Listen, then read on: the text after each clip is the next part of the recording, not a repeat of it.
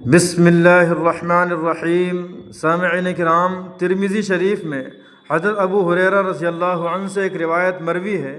کہ آپ صلی اللہ علیہ وسلم نے ارشاد فرمایا، جو شخص 100 مرتبہ سبحان اللہ و بحمدہ سبحان اللہ العظیم پڑھے گا، اس کے تمام گناہ معاف ہو جائیں گے، اگرچہ اس کے گناہ سمندر کے جھاگ کے برابر کیوں نہ ہوں، پھر بھی معاف ہو جائیں گے۔ اور حضرت نبی کریم صلی اللہ علیہ وسلم نے سمندر کے جھاگ کی مثال اس لیے پیش کی ہے کہ سمندر کا حصہ خشکی کے حصے سے بڑا ہے۔ جب سمندر میں طغیانی آتی ہے تو دیکھنے میں ایسا لگتا ہے کہ پورے سمندر میں روئی بچھا دی گئی ہے، اور اس کی کثرت کا پتہ دیکھنے کے بعد ہی لگ سکتا ہے۔ تو اگر اس سے بھی زیادہ گناہ ہیں تو 100 مرتبہ پڑھنے کی برکت سے یہ گناہ بھی اللہ تبارک و تعالی معاف فرما دیتا ہے۔ اور بخاری شریف کی آخری روایت جس پر بخاری شریف ختم ہو رہی ہے، اس میں حضرت ابو ہریرہ رضی اللہ عنہ سے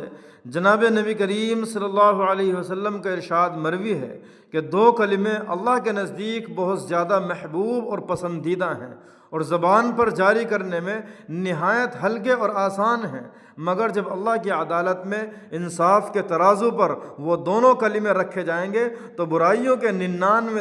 دفاتر پر یہ دونوں کلمے بھاری اور وزندار ہو جائیں گے، اور اسی سے نجات حاصل ہو کر جنت نصیب ہو جائے گی۔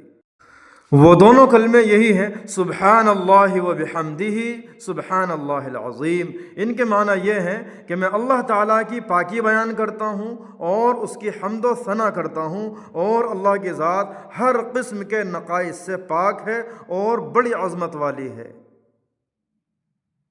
سامعین کرام، اسی زبان کی وجہ سے انسان جنت کا بھی مستحق بن جاتا ہے، اور اسی زبان کی وجہ سے انسان جہنم کا مستحق بن جاتا ہے۔ ایک روایت میں ہے کہ روزانہ بدن کے تمام اعضاء زبان کی طرف متوجہ ہو کر کہتے ہیں کہ ہمارے بارے میں اللہ تعالیٰ سے ڈرو، اس لیے کہ ہم تمام اعضاء کی حفاظت کا مدار تم پر ہے۔ اگر تم درست رہو گی تو ہم سب درست رہیں گے، اگر تم ٹیڑھی ہو جاؤ گی تو ہم سب ٹیڑھے ہو جائیں گے۔ ایک اور حدیث میں نبی کریم صلی اللہ علیہ وسلم کا ارشاد ہے کہ جو شخص میرے لیے اپنی زبان اور شرمگاہ کی حفاظت کی ذمہ داری لیتا ہے، میں اس کے لیے جنت کی ذمہ داری لیتا ہوں۔